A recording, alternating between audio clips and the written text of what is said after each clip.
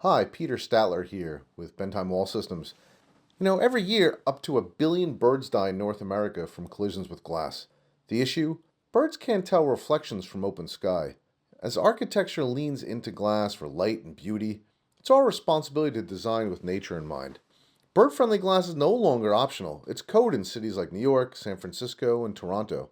When we integrate visible patterns into glazing, we prevent collisions without compromising aesthetics.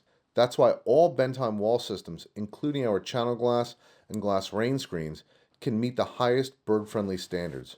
All 8 of our channel glass options are compliant, and when installed with the flanges facing out, they eliminate perch points. There simply isn't enough surface area for birds to land while still achieving impressive 23-foot spans.